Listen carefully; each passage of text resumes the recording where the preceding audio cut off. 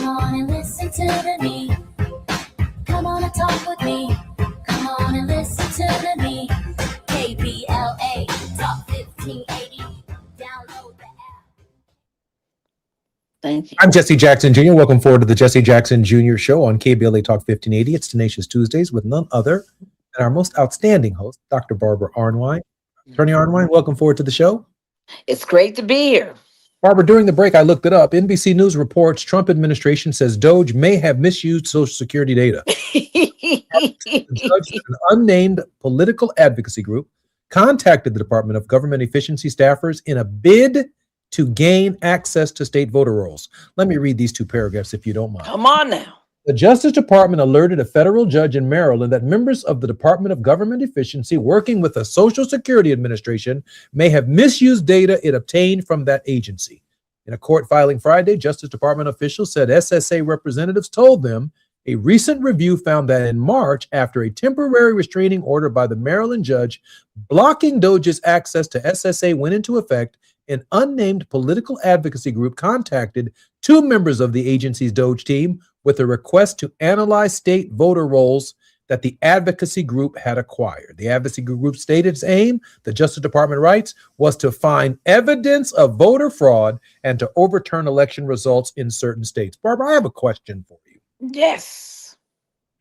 Now, Donald Trump seems to have suggested, either directly or indirectly through some of his minions, that he will take pressure off of the state of Minnesota, the ICE raids, the ICE behavior, if the state, as one of his preconditions, turns over the voter rolls. What does that have to do with immigration enforcement whatsoever? Everybody be aware of their playbook. They want to create a voter, quote, a voter database nationwide so that they can do a cross check and say that, that anybody with my name, Barbara Arnwine, people say, oh, that's a unique name. Guess what? There are 4 other Barbara Arnwines in this country. 4 others. And if the one in California is registered or the ones in California are registered, and I'm registered here, they're going to claim we're the same people and invalidate both of our registrations. That's what Crosscheck did. It took years of litigation to kill Crosscheck, but they're bringing it back. And and what's going to happen is you're going to show up to your voting place and you're going to say, I'm ready to vote. And they're going to tell you, no, you're not, because you're not on the federal voter registration database.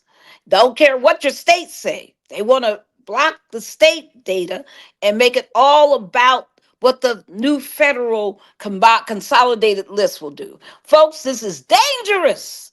It is wicked. It's vicious. They want to make sure that they can win. They want to rig. They want to just totally tilt the scales so that they can win when they know the American people don't want to hear what they got to say.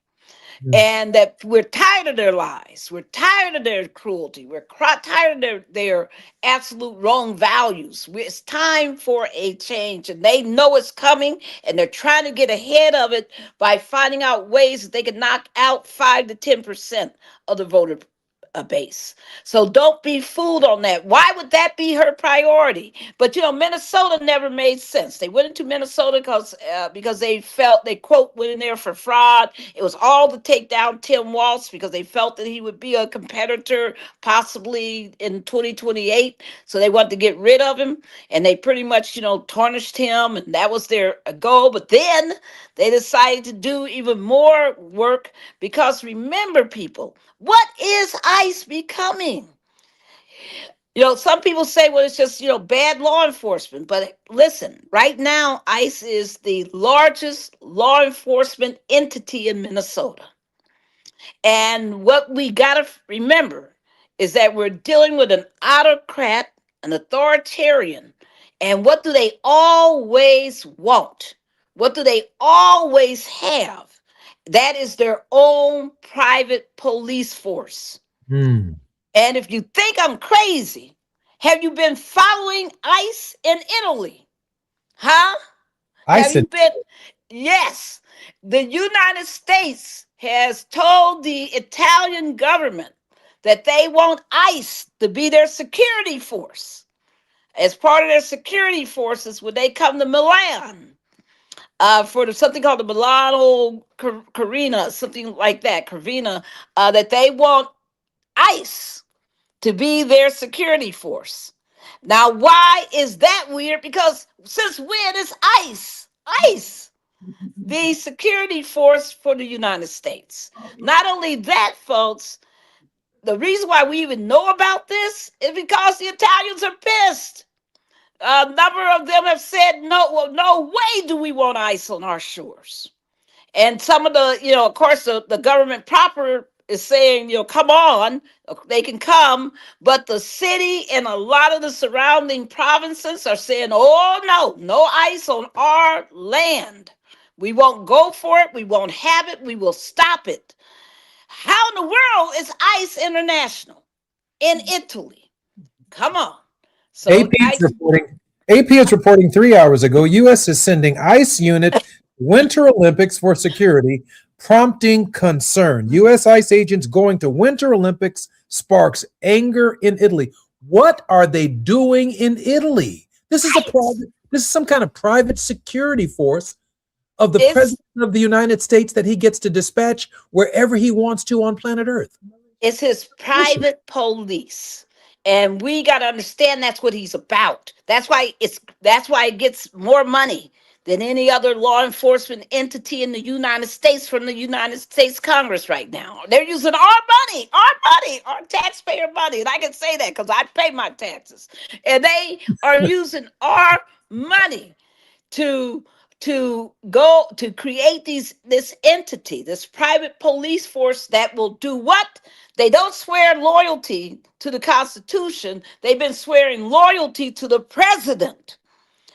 Folks, this is so dangerous. If you think I'm being wild, put the pieces together. Why in Italy? Why ICE in Italy? If you're about the U.S. border, what the heck are you doing in Italy? I'm Jesse Jackson Jr. You're listening to Nations Tuesday with Barbara Arnwine. ICE is on its way to Italy.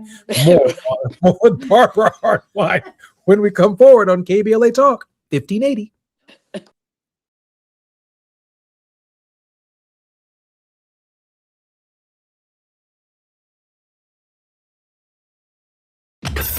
While you're stuck in traffic, we can at least bring you up to speed on the news of the day.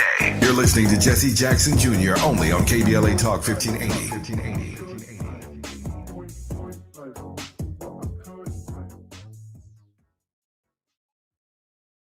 USC Visions and Voices invites you to the LA premiere of Major, an exciting new dance theater performance exploring the legacy of Major at dance. Directed by award-winning choreographer Ogemdi Ude, Major combines music and movement to explore what it means to be proudly Black and proudly femme. Join us on Wednesday, February 4th at USC's Bovard Auditorium. Reserve your free ticket now at visionsandvoices.usc.edu. That's visionsandvoices.usc.edu.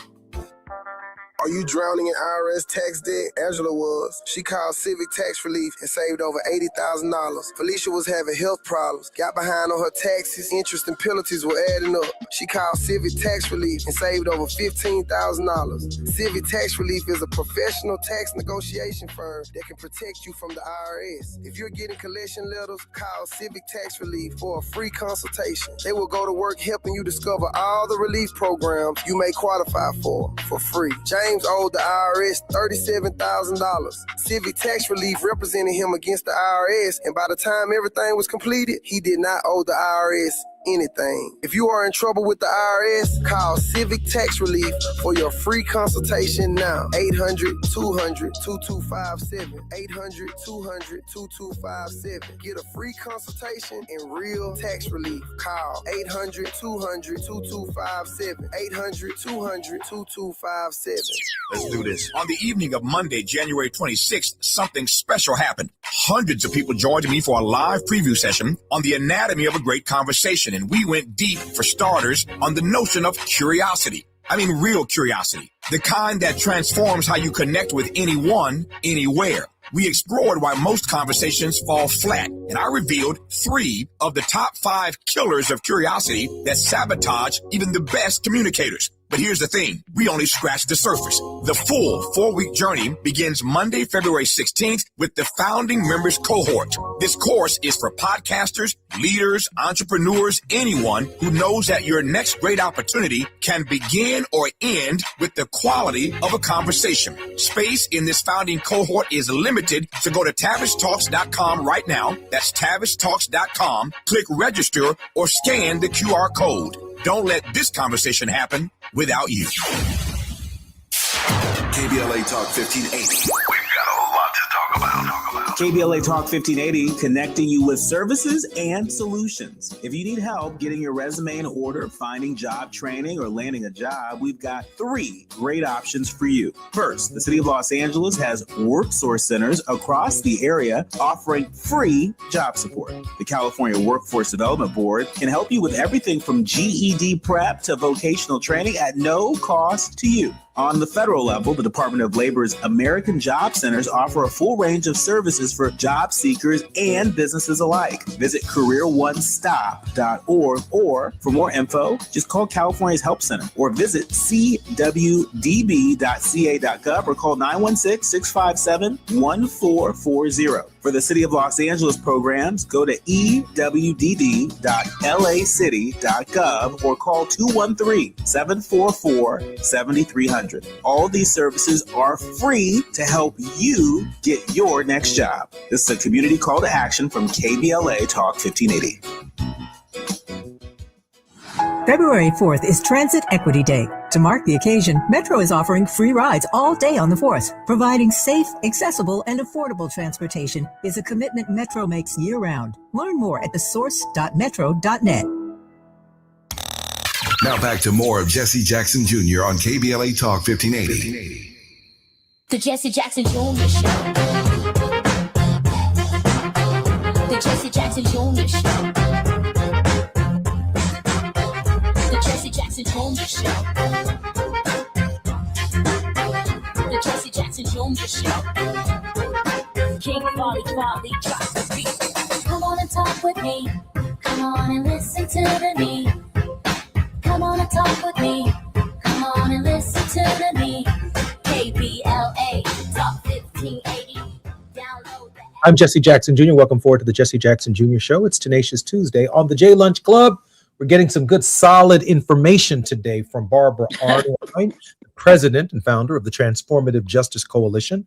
She shared with us that she had been working hard organizing a national day of walking out at a certain time, and those numbers have multiplied across the country, and there is increasing talk that this could result in a general strike. That is a day or two, or maybe even a prolonged period where the American people come together and reject our national leadership. An extraordinary moment in the history of our country, an extraordinary moment in the history of our republic. It all starts somewhere. I know it started with the Pullman strike and led to mass efforts to engage organized labor and fighting for the middle class in this nation. Barbara, give us some idea of where this is going from your perspective, given the very nature of the tenuous period within which we find ourselves. The issue for me right now is whether or not the progressive movement can learn from Black history.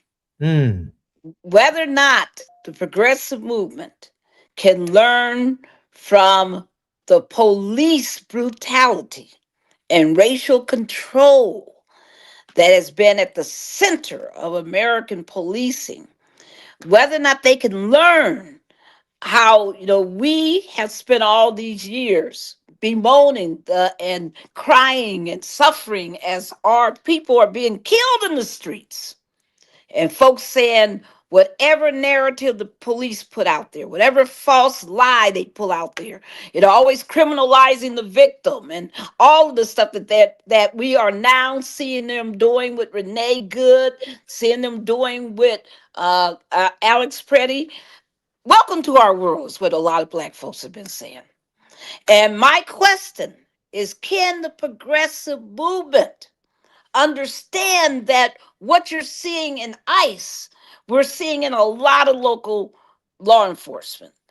The question is, can the movement expand its perspective, get out of its myopia and look broadly and say, my goodness, yes, Black Lives Matter still.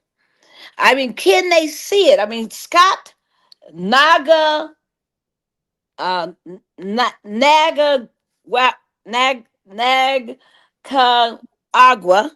I think I got it finally right. Finally, it's NAKAGAWA. Has written a new article that I advise everybody to read. It's called "How the War on Black Freedom Became the Infrastructure for War on All of Us." Did you hear it? Mm. How the war on black freedom became the infrastructure for war on all of us. It's a, for an article, it's long, but it is really well done. And it's something I've been talking about, and I'm just so glad that he put it into writing. And I want to pick up on what he wrote and take it to another level. But it is the question. Because if we're going to ever have racial equality and a true multiracial democracy, then we got to get beyond, being caught in the moment, and we got to understand what all of this is. The United States has always had a racial fascism model, and it's always been there to exploit. And that's precisely what Trump is doing. That's precisely what his autocratic authoritarianism is about. And if people don't understand that he's just exploiting a trend line that's there, and the only way you get rid of the disease is that you got to get to the cure, and the cure is people who call themselves progressive, truly understanding the moment we're in and understanding the roots of it and understanding all of the disease links. That it's like going in and trying to treat cancer, and you only go to one, but not one affected area when there are others. People, we must do better.